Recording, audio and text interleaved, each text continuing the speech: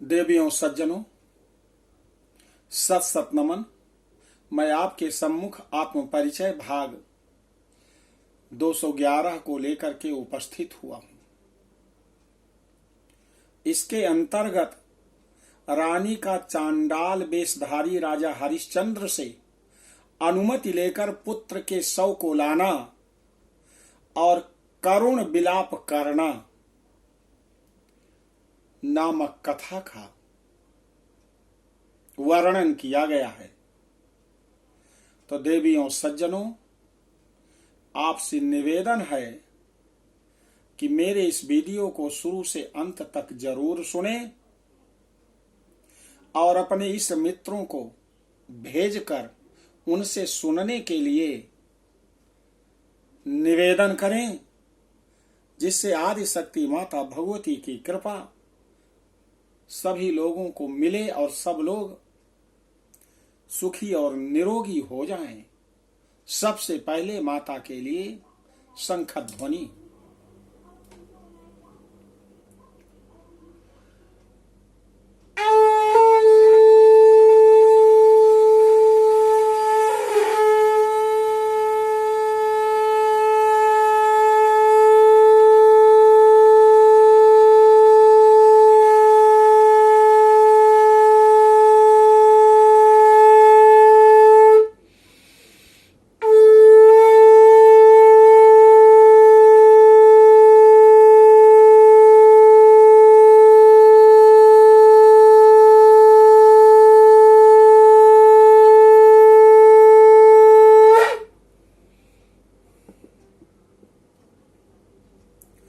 ऋषिवर जैमिनी कहते हैं कि हे महाराज जन्मेजय, आगे आप सुनिए। राजा हरिश्चंद्र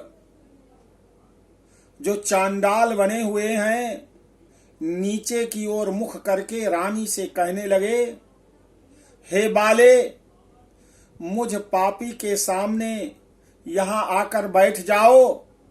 यदि मेरा हाथ मारने में समर्थ हो सका तो मैं तुम्हारा सिर काट लूंगा। ऐसा कहकर हाथ में तलवार लेकर रानी को मारने के लिए राजा हरिश्चंद्र उनकी ओर गए। उस समय राजा न तो अपनी पत्नी सैब्या को पहचान रहे थे और न रानी सैब्या महाराज हरिश्चंद्र जो उनके पति हैं उनको पहचान रही थी। अत्यंत दुख से पीड़ित रानी अपनी मृत्यु की इच्छा रखती हुई कहने लगी, हे चांडाल, यदि तुम थोड़ा भी उचित समझते हो तो मेरी बात सुनो। इस नगर से बाहर थोड़ी ही दूरी पर मेरा पुत्र मृत पड़ा है। मैं जब तक उस बालक को आपके पास लाकर उसका दाह न कर दूं, तब तक के लिए मेरी प्रतीक्षा कीजिए। इसके बाद मुझे तलवार से मार डालिएगा। बहुत अच्छा, ऐसा कहकर उसने रानी को बालक के पास भेज दिया। वह अत्यंत शोक से संतप्त होकर करुण विलाप करती हुई वहां से चली गई। उन राजा हरिश्चंद्र की भार्या हा पुत्र, हा वत्स, हा शिशो ऐसा बार बार कहती हुई सर्प से डसे हुए उस बालक को लेकर तुरंत शमशान भूमि में आकर उसे जमीन पर लिटाकर स्वयं उसके समीप बैठ गई। उस समय उनका शरीर दुर्बल हो गया था, उनका वर्ण विकृत था, उनका शरीर मलिन था और सिर के बाल धूल से धूमिल हो गए थे। रानी यह कहकर विलाप कह रही थी, हे राजन,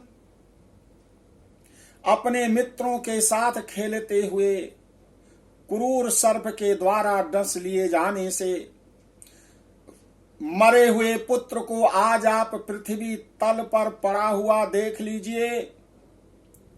तब उनके रुदन की वह धुन सुनकर राजा हरिश्चंद्र शव के समीप आए और उन्होंने उसके ऊपर का वस्त्र हटाया। दीर्घ समय से प्रवास संबंधी दुख भोगने के कारण दूसरे स्वरूप में परिणत उन विलाप करती हुई अपनी अबला भार्या को उस समय राजा नहीं पहचान सके। पहले सुंदर केशों वाले उन नृपश्रेष्ठ को अब जटाधारी के रूप में तथा शुष्क वृक्ष की छाल सदृश देखकर वह रानी भी उन्हें नहीं पहचान सकी। सर्प के विष से ग्रस्त होकर धरती पर पड़े हुए बालक को देखकर वे महाराज हरिश्चंद्र उसके राजोचित लक्षणों पर विचार करने लगे। इसका मुख पूर्णिमा के चंद्रमा के समान है, इसकी नासिका अत्यंत सुंदर है, उन्नत तथा व्रण रहित है और इसके दर्पण के समान चमकीले तथा ऊंचे दोनों कपोल अनुपम शोभा दे रहे हैं। इसके केश कृष्ण वर्ण घुंघराले अग्रभाग वाले स्निग्ध लंबे तथा लहरों के समान है। इसके दोनों नेत्र कमल के समान हैं। इसके दोनों ओष्ठ बिंबा फल के समान हैं। यह बालक चौड़े वक्षस्थल, विशाल नेत्र, लंबी भुजाओं और ऊंचे स्कंधों वाला है। इसके बड़े बड़े पैर हैं, इसकी छोटी छोटी अंगुलियां हैं और यह गंभीर स्वभाव वाला कोई राज लक्षण युक्त बालक जान पड़ता है। यह कमल नाल सदृश चरणों वाला, गहरी नाभि वाला, ऊंचे कंधों वाला है। अहो, महान कष्ट की बात है कि किसी राजा के कुल में उत्पन्न हुए इस बालक को दुरात्मा यमराज ने अपने कालपास में बांध लिया है। सूत जी कहते हैं, माता की गोद में पड़े हुए उस बालक को देखकर ऐसा विचार करने के उपरांत राजा हरिश्चंद्र को पूर्व काल की स्मृति हो गई और वह हाय हाय ऐसा कहकर अश्रुपात करने लगे। वह कहने लगे, कहीं मेरे ही पुत्र की यह दशा तो नहीं हो गई है और क्रूर यमराज उसे अपने अधीन तो नहीं कर लिया है। इस प्रकार विचार करके राजा हरिश्चंद्र कुछ समय के लिए ठहर गए। इसके बाद अत्यंत शोक से संतप्त रानी ऐसा कहने लगी। रानी कहती हैं, हा वत्स, किस पाप या अनिष्ट चिंतन के परिणाम स्वरूप यह महान दारुण दुख मेरे सामने उपस्थित आ पड़ा है, इसका कारण भी समझ में नहीं आ रहा है। हे नाथ, हे राजन, मुझ अत्यंत दुखिनी को छोड़कर इस समय आप किस स्थान पर विद्यमान हैं? आप किस कारण से निश्चिंत हैं? राजर्षि हरिश्चंद्र को राज्य से हाथ धोना पड़ा। उनके सुहृद वर्ग अलग हो गए और उन्हें भार्या तथा पुत्र तक को बेचना पड़ा। हा विधाता, तुमने यह क्या कर दिया? तब रानी की यह बात सुनकर राजा हरिश्चंद्र अपने स्थान से उठकर उनके समीप आ गए और अपनी साध्वी हुई पत्नी तथा मृत पुत्र को पहचान कर कहने लगे, महान कष्ट है कि यह स्त्री मेरी ही पत्नी है और यह बालक भी मेरा ही पुत्र है। मेरा ही पुत्र है यह बालक।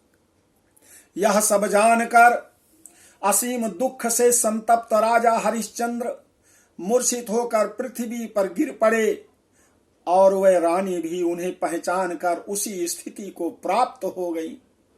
वह दुख के मारे मूर्छित होकर पृथ्वी पर गिर पड़ी और उनकी समस्त इंद्रियां चेष्टा रहित हो गईं। पुनः कुछ समय के बाद जब चेतना आई तो शोक के भार से पीड़ित राजा और रानी दोनों अत्यंत दुखी होकर एक साथ विलाप करने लगे। राजा कहते हैं, हा वत्स, कुंचित अलकावली से घिरा हुआ तुम्हारा मुख बड़ा ही सुकुमार है।